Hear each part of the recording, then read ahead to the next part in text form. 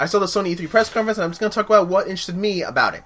First of all, I want to mention the theater. It is like just a traditional on-stage theater. Nothing, no flashing lights, no fanciness like Xbox does, or what PlayStation has also been doing past couple E3s. But yeah, this is just a traditional stage with an orchestra that's playing alongside certain trailers that pop up. That's so cool. That's amazing. I love it. God of War. So here's the thing. I've never played a God of War game. I've been wanting to for the past couple of years, but I've just been so busy. There are a bunch of other games I also been want to play. But anyway, so God of War, this one, the graphics are amazing. Kratos has a beard. I'm like, what the? So he's training his son. I don't know if it's biological son, but it's pretty cool. He has a son nonetheless. And so teaching him how to hunt. I really like this Kratos. He doesn't seem so bloodthirsty. He actually seems like a really respectable father, and well, I mean, hey, he seems tough on his child to learn to hunt, but hey, I mean, you gotta fight to survive, right? So you gotta be tough.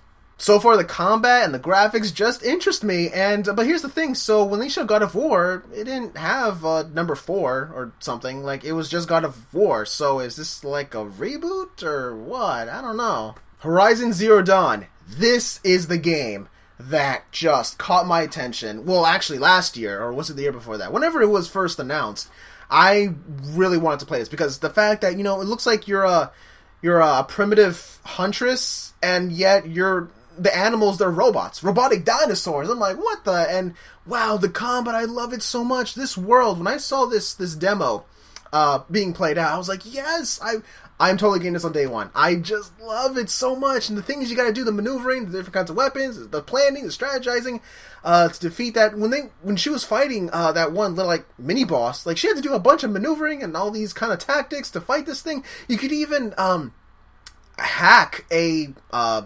robotic animal to be a rider. That's so cool. You can hack robots. But also I noticed there are some robots that are corruptive. They're corrupted, and that one mini-boss is able to corrupt other robots, so I don't know, maybe it's a computer virus. Like, hey, that's totally possible. Like, there's so many possibilities in a world where there are robotic dinosaurs, or just robotic animals in general. I just love it. I'm definitely getting this game on day one. I'm hyped. Final Fantasy 15. So, the Microsoft press conference, I wasn't so engaged watching this guy fight, but in this one, on the Sony side, they introduced, there's a VR. Prompto is using a VR headset. It's so funny when they showed him. I was like, yeah! But so, it's a first-person shooter. You're as Prompto. That's so cool. Playing... Well, here's the thing, though, actually. Are you playing the whole game, Final Fantasy 15? Or is it like a side story out of the whole chunk story, or like what kind of story is this VR version going to be? I don't know, but I'm still excited nonetheless. And the fact that it was so funny towards the end, you're riding in the car with Cindy driving, and I'm like, oh, the fan service. So the PlayStation VR is $400, and okay, I can see that as a reasonable price point, minimum. Now, the games that are coming out with it are, one of them was Star Wars Battlefront, both riding an X-Wing. I'm like, whoa, that's genius. That is money right there. Star Wars VR. It's going to sell. But also the Resident Evil 7. Oh, man. Well, of course, you can play a regular version of that, but also you can play a VR version. That's just really awesome. I didn't even think that was Resident Evil when they first showed the little the gameplay. But that's cool, Resident Evil 7. I don't know if I'm going to get a PlayStation VR, because if I ever do get a VR, I feel like I might as well go with a Vive instead, but I don't know. Crash Bandicoot. So here's the thing, I never played a Crash Bandicoot game. I never had a PlayStation 1. I had a Nintendo 64 back then, but not PS1. So, but I feel like Crash Bandicoot... So I like Banjo-Kazooie, and I just feel like Crash Bandicoot is like in that same genre, so I think I may very well like Crash Bandicoot. And they're remastering his first 3 games, so awesome, I may very well pick that up. But, you know what? But they're not coming out with a new game, and I feel like, ooh, you know...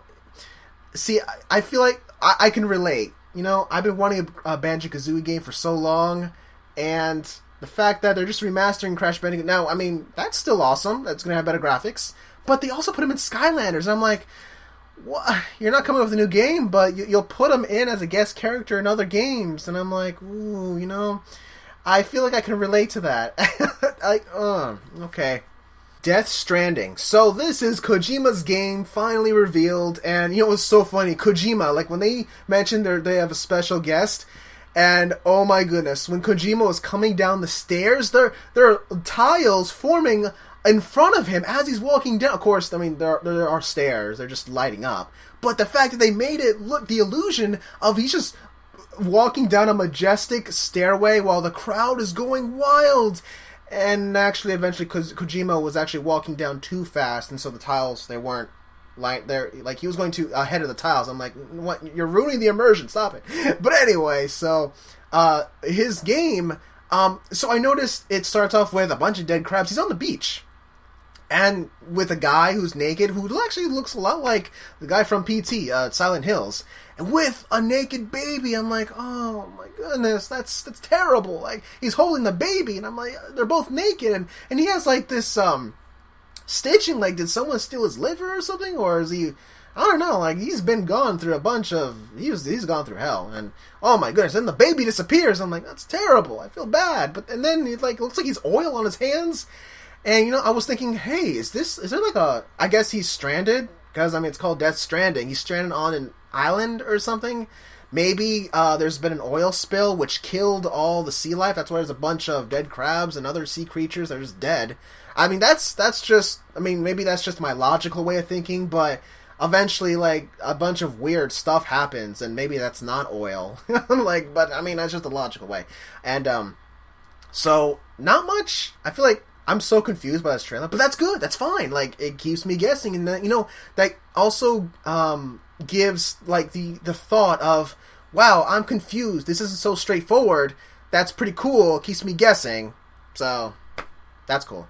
Days Gone. Now, when they first revealed this earlier in the conference, it looks pretty, but I didn't really care about it. I forgot about it, and then towards the end of the conference, they brought it back. They have an actual demo of it, gameplay demo. And, okay, cool, you gotta survive, and there are zombies everywhere, and I thought it was so entertaining. There's just so many zombies chasing after you. He's going through a farm, going up to the top floors, eventually on the roof, and he keeps blocking, putting things to barricade to try to slow down the zombies while it's picking them off. And it was very entertaining, especially at the very end. I thought he managed to mow down all the zombies, but no, he kept saying, come on, and there's zombies on the floor, then on the rooftop, like, he's gonna die. But, so there are a lot of zombie games out there, and I'm like, well, what is this doing different? I don't know. I don't feel compelled to play this game. I actually want to see a movie on this. Like, that's the thing, though. Whether it's the Microsoft or Sony side, there are games out there. They look cool, great concept. I can definitely see a great story out of this, but I'd rather not play it and rather see a movie out of it or a web series.